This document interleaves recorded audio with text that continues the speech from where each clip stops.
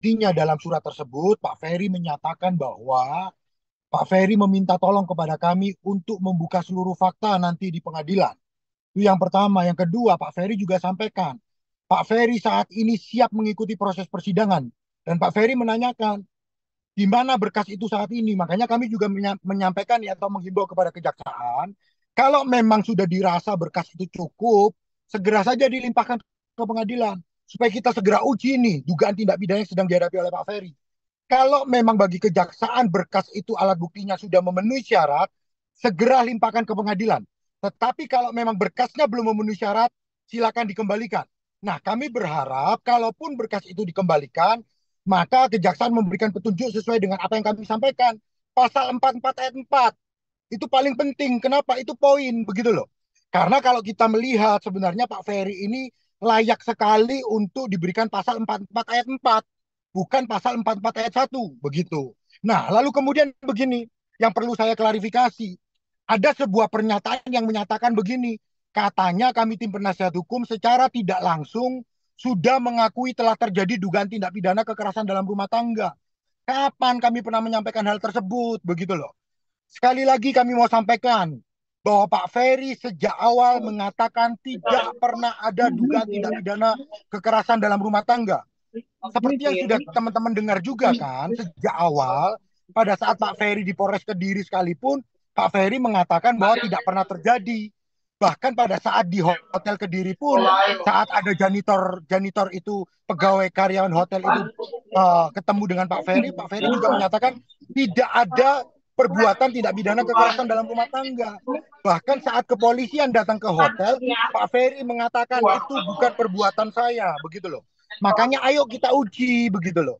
Ayo kalau memang kejaksaan sudah merasa berkas ini cukup, segera limpahkan ke pengadilan. Kalau memang tidak cukup, segera kembalikan, berikan petunjuk pasal 44 ayat 4. Sekali lagi ya, kami mau menekankan, tidak pernah sekalipun kami tim penasihat hukum mengakui bahwa Pak Ferry melakukan dugaan tindak pidana kekerasan dalam rumah tangga. Demikian juga Pak Ferry tidak pernah mengakui. Begitu, itu yang disampaikan oleh Pak Ferry dan kami juga sudah memeriksa bukti-buktinya, begitu loh.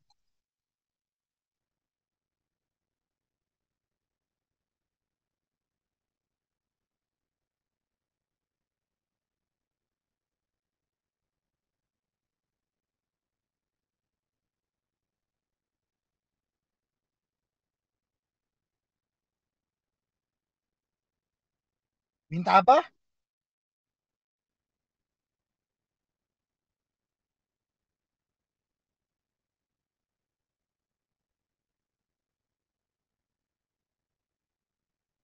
Saya ulangi sekali lagi ya.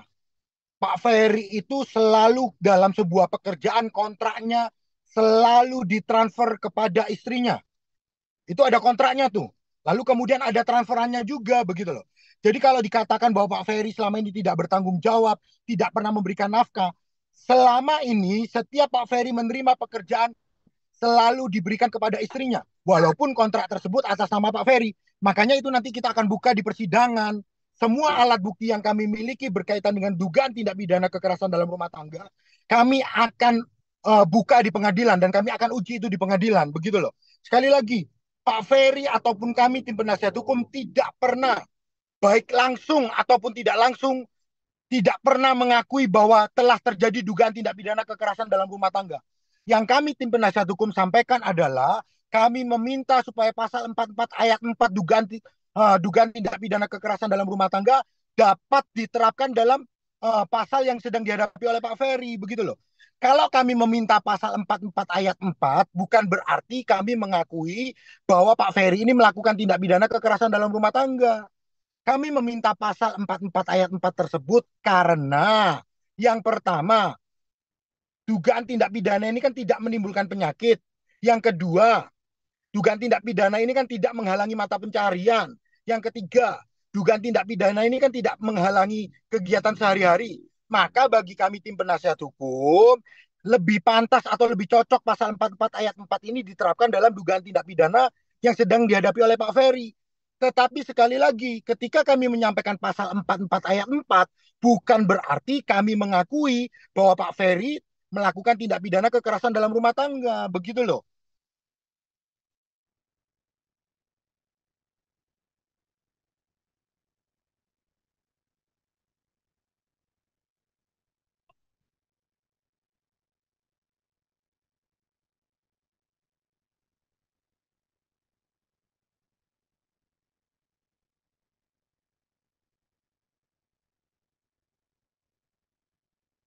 begini, sekarang kan Pak Ferry sedang menghadapi dugaan tindak pidana kekerasan dalam rumah tangga diterapkan pasal 44 ayat 1, ya kan? Nah, bagi kami tim penasihat hukum, seharusnya Pak Ferry itu diterapkan pasal 44 ayat 4.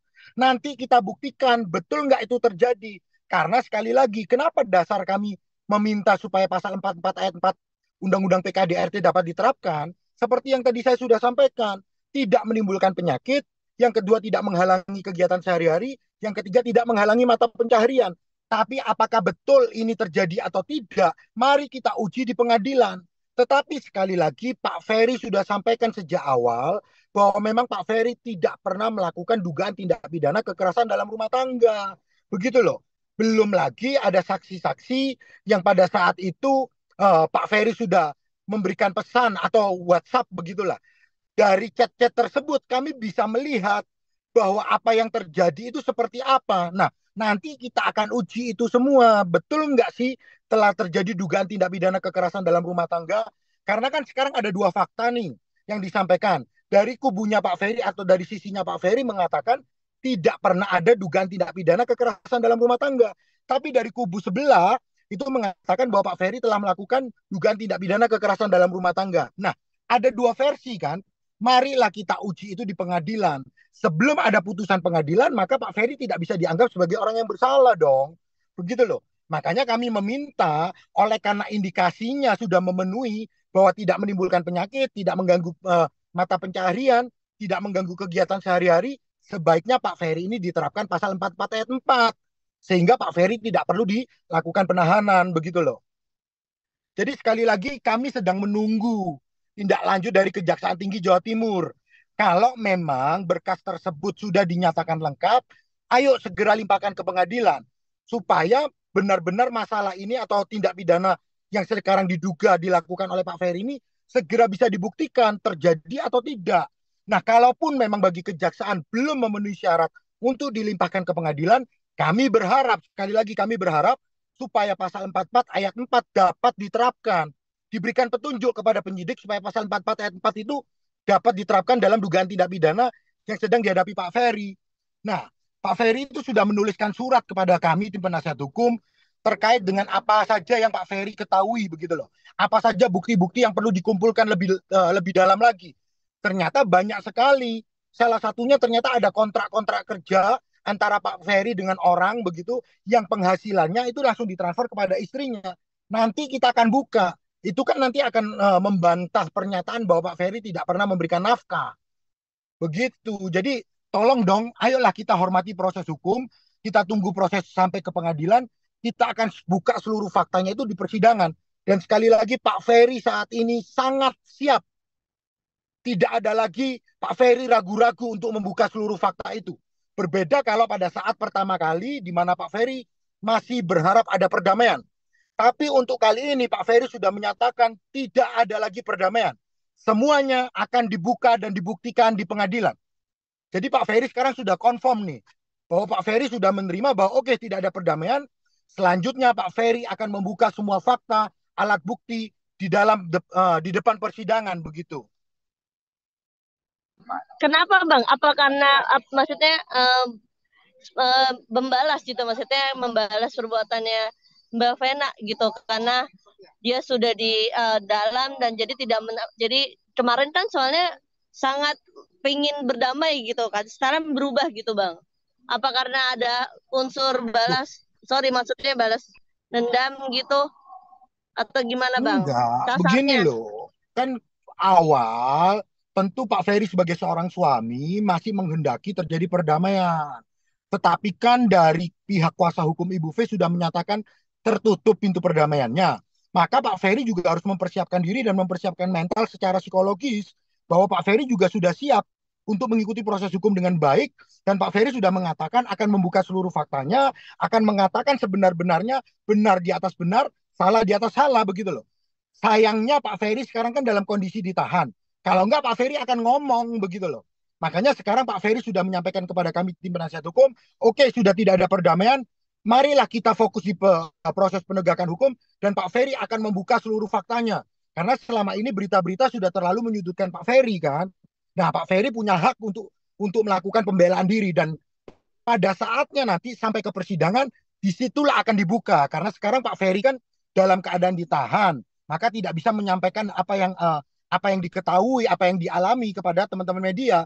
Nah, nanti proses itu akan dibuka dalam proses pembuktian di persidangan. Jadi kalau ditanya sekarang masih ada keinginan damai atau enggak sih? Sudah enggak ada itu. Walaupun sekali lagi ya, awal memang Pak Ferry menghendaki perdamaian. Tetapi karena pintu sudah ditutup, maka Pak Ferry juga menyatakan siap untuk mengikuti proses hukum dan siap untuk membuka fakta. Artinya tidak ada lagi Pak Ferry berharap berdamai, begitu loh. Bang, sedikit untuk P21 kira-kira gimana Bang? Masih butuh berapa lama lagi Bang? Ya, sebenarnya kan kalau kita tahu secara hukum acara, Kejaksaan Tinggi punya waktu 14 hari untuk menentukan sikap. Apakah berkas perkara tersebut dinyatakan lengkap ataukah masih kurang? Kalau nanti lengkap ya akan dilimpahkan ke pengadilan. Kalau memang itu nanti dikatakan kurang lengkap, maka akan dikembalikan kepada penyidik, begitu loh. Nah, kalau nanti dikatakan P21, maka Pak Ferry akan beserta barang bukti akan dilimpahkan dari penyidik kepada Kejaksaan Tinggi Jawa Timur. Lalu kemudian akan dilimpahkan ke Kejaksaan Negeri Kediri, begitu. Tetapi sekali lagi, Kejaksaan memiliki waktu 14 hari. Pada saat 14 hari, Kejaksaan harus sudah menentukan sikap. Apakah berkas perkara lengkap atau belum, begitu. Oke,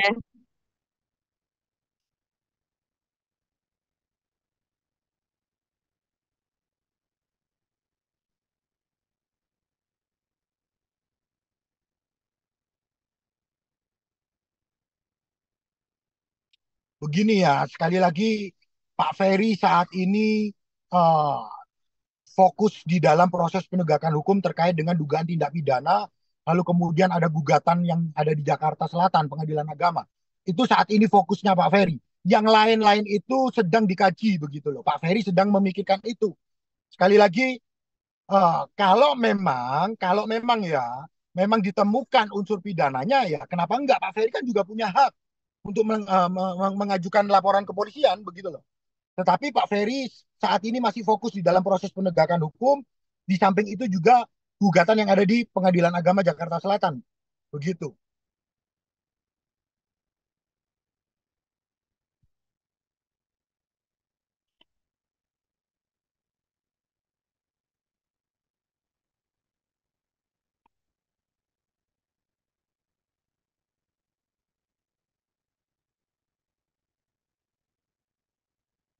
Itu itu nanti lah ya, itu nanti akan menjadi pokok permasalahan tersendiri lah. Itu nanti dan memang itu sudah disampaikan juga kepada kami tim penasihat hukum yang berada di Surabaya. Tetapi sekali lagi itu sudah karena itu prosesnya di Jakarta, ada kuasa hukum yang mungkin mengurus di Jakarta begitu loh.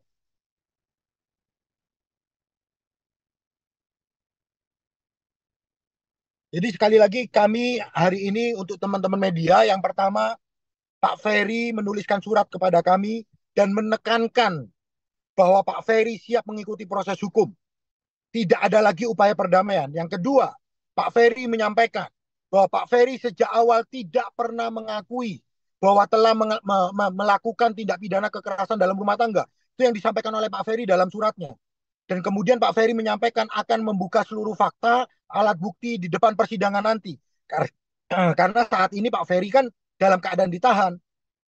Karena Pak Ferry ditahan, tidak bisa menyampaikan sendiri, tetapi nanti seluruh fakta itu akan dibuka. Lalu yang kedua yang mau saya sampaikan adalah kami tim penasihat hukum tidak pernah mengakui, baik langsung ataupun tidak langsung, bahwa Pak Ferry melakukan dugaan tindak pidana kekerasan dalam rumah tangga. Jadi mohon dikoreksi begitu loh. Kalau ada pemberitaan atau video yang saya terima yang disampaikan oleh Ibu V yang mengatakan bahwa secara tidak langsung kami tim penasihat hukum sudah mengakui, itu tidak benar. Kami tidak pernah menyatakan bahwa Pak Ferry melakukan dugaan tindak pidana kekerasan dalam rumah tangga. Baik langsung ataupun tidak langsung, kami tidak pernah mengakui itu. Tapi kami akan sampaikan begini, kami akan menguji fakta-fakta yang ada, baik dari faktanya Pak Ferry ataupun dari faktanya Bu Fe, itu akan diuji nanti di persidangan, begitu loh. Nah, apa bukti dari mereka yang mereka miliki, apa bukti yang kami miliki, itu semua akan dibuka di persidangan. Ayolah kita hormati proses hukum, kita tunggu nanti putusan pengadilan seperti apa. seperti apa.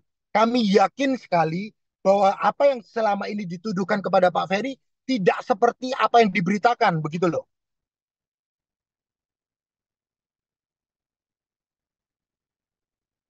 Ya itu aja sih yang perlu saya Oke. sampaikan. Yang pasti kami tim penasihat hukum tidak pernah mengakui ya. Karena sekarang ini sudah beredar seakan-akan kami tim penasihat hukum mengakui, baik langsung ataupun tidak langsung, kami tidak pernah mengakui itu. Biarkanlah itu menjadi ranah ke persidangan nanti. Apakah benar Pak Ferry ini melakukan? Atau jangan-jangan nanti justru Pak Ferry ini dibebaskan. Makanya ayo kita uji di persidangan. Tetapi Pak Ferry sudah menguatkan dan mengkonfirmasi bahwa Pak Ferry saat ini jauh lebih siap dan Pak Ferry mengatakan sudah tidak perlu lagi ada upaya-upaya perdamaian itu. Walaupun yang menutup pintu perdamaian adalah dari pihak dari kuasa hukum dari Ibu V begitu. Jadi ya sudah kita ikutin proses hukum dan ya Pak Ferry sekarang keadaannya jauh lebih baik, keadaan kesehatan, keadaan psikologisnya Pak Ferry saat ini jauh lebih baik, jauh lebih tenang dan sudah memikirkan semuanya secara matang. Makanya Pak Ferry sudah mengajukan gugatan terlebih dahulu. Itu adalah akibat di mana Pak Ferry sekarang jauh lebih siap. Udah konfirmasi, udah confirm bahwa Pak Ferry akan melawan, bahwa Pak Ferry akan membuka seluruh faktanya di persidangan. Begitu.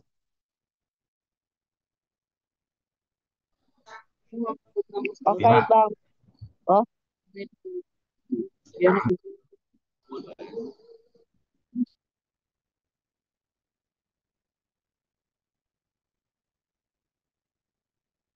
Iya, Pak Ferry ada surat, tetapi kemarin saya sudah tanya ke Pak Ferry, apakah ini boleh saya buka ke teman-teman media? Pak Ferry sampaikan bahwa itu adalah untuk konsumsi kami tim penasihat hukum dengan Pak Ferry. Detailnya ya, detailnya kami tidak bisa sampaikan. Tapi nanti itu akan menjadi materi kami juga dalam proses pembuktian. Karena di situ sekali lagi tercatat semua apa saja yang diinginkan oleh Pak Ferry. Itu tercatat semua di sana. Makanya kami sekarang sudah tahu nih, apa langkah-langkah berikutnya. Begitu loh. Nah, karena Pak Ferry sekarang sudah menyatakan, sudahlah, karena memang sudah tidak ada perdamaian, lalu kemudian Pak Ferry juga selalu saja masih disudutkan, begitu loh. Ya Pak Ferry sekarang mengatakan, oke okay, kalau begitu Pak Ferry akan melawan. Secara hukum pasti akan melawan, begitu.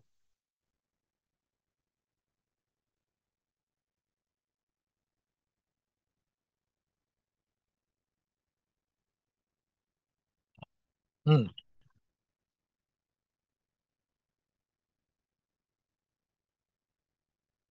Begini, kalau kita berbicara hasil visum, tentu saja nanti kita akan uji di persidangan. Pertama begini loh, hasil visum itu kan sifatnya rahasia.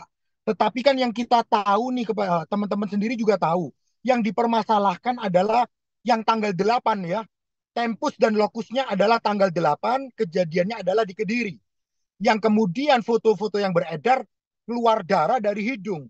Tentu itu yang dipermasalahkan. Nah, pada saat itu kan saya sudah sampaikan bahwa kami tim penasihat hukum sejak awal mempertanyakan betul nggak hidungnya itu, tulang hidungnya itu patah. Ternyata sudah terkonfirmasi kan bahwa ternyata tulang hidungnya tidak patah. Pertanyaan berikutnya adalah lalu alasan apa yang mengakibatkan darah itu keluar? Ya kan kalau bahasa kedokteran itu kan pecahnya pembuluh darah. Tapi kita sebagai orang awam itu kan menyebutnya adalah mimisan. Nah, apa sih alasan-alasan atau kenapa itu hidung bisa berdarah? Itu nanti akan kita buka di persidangan. Karena sekali lagi, menurut ahli forensik yang sudah kami temui, ya, ahli forensik yang akan kami hadirkan di persidangan, alasan-alasan hidung itu bisa berdarah itu banyak. Karena tipisnya pembuluh darah, lalu kemudian yang kedua karena bisa juga diakibatkan stres, yang ketiga juga bisa diakibatkan karena kepanasan. Banyak banyak banyak banyak hal lah yang bisa mengakibatkan hidung itu mengeluarkan darah. Makanya nanti kita akan uji betul nggak hidung itu berdarah akibat perbuatannya Pak Ferry atau karena akibat hal yang lain begitu loh. Itu kan ranahnya di persidangan nanti.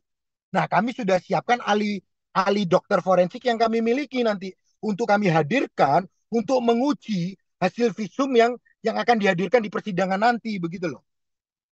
Sekali lagi ya, yang dipermasalahkan ini kan tempus dan lokusnya adalah tanggal 8 dan yang ada di Kediri. Lalu kemudian dikatakan tulang rusuknya bermasalah. Apakah itu retak? Apakah itu patah? Ya, itu kan yang dipermasalahkan. Pertanyaannya kan begini. Yang dipermasalahkan tulang rusuknya ini kan dikatakan adalah akibat akumulasi.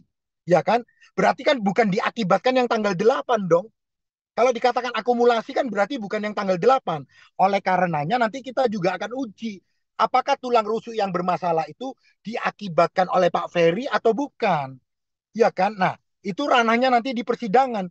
Kalau memang nanti bisa kami buktikan bahwa ternyata tulang rusuk yang bermasalah itu bukan diakibatkan oleh Pak Ferry, maka Pak Ferry juga akan dibebaskan.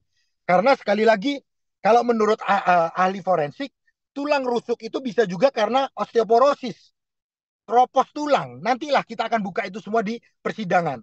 Apakah benar itu karena perbuatannya Pak Ferry atau ternyata karena akibat hal yang lain? Itu akan kita buka di dalam proses persidangan nanti.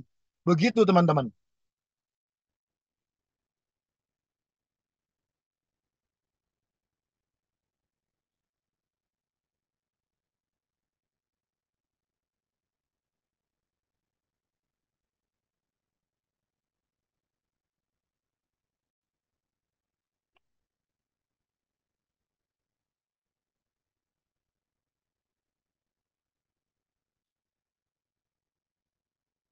Iya, sekali lagi kalau itu perlu kita kaji lah nanti ya. Yang pasti Pak Ferry sedang fokus di dalam proses penegakan hukum terkait dengan dugaan tindak pidana kekerasan dalam rumah tangga.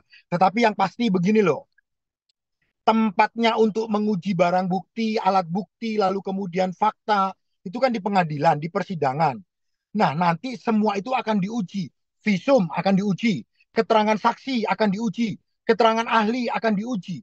Kalau memang ternyata jaksa tidak sanggup membuktikan bahwa Pak Ferry melakukan dugaan tindak pidana kekerasan dalam rumah tangga, tentu Pak Ferry akan dibebaskan. Itu yang pertama. Yang kedua, kalau seandainya kita bicara seandainya nih, kalau memang perbuatannya Pak Ferry itu hanya kecil, tidak melakukan tindak pidana kekerasan dalam rumah tangga yang berat, ya tentu saja dihukumnya harus setimpal dong. Makanya fakta itu harus diuji di persidangan. Apa sih perbuatannya Pak Ferry di tanggal 8 itu? Betul nggak sih bahwa Pak Ferry lah yang mengakibatkan hidung itu berdarah begitu loh? Karena menurut pengakuannya Pak Ferry kepada kami tim penasihat hukum, Pak Ferry tidak pernah melakukan dugaan tindak pidana kekerasan dalam rumah tangga. Nah, makanya nanti kita akan uji saksi-saksinya itu siapa. Karena kan ini begini, eh, di dalam kamar itu kan cuma berdua antara Ibu V dengan Pak Ferry. Yang tahu kan cuma Ibu V dengan Pak Ferry itu sendiri, ya kan? Makanya nanti kita akan uji itu semua. Apakah yang disampaikan oleh Ibu V itu benar atau tidak? Itu kita akan uji nanti di persidangan supaya kita bisa mendapatkan kebenaran material. Begitu. Karena sekali lagi kita harus menghormati asas presumption of innocence di mana setiap orang dianggap tidak bersalah sampai ada putusan pengadilan yang memiliki kekuatan hukum tetap. Kita tunggu proses hukum, kita tunggu nanti sampai pada putusan pengadilan. Begitu. Setelah nanti ada putusan pengadilan, baru kita bisa menentukan langkah berikutnya seperti apa. Begitu.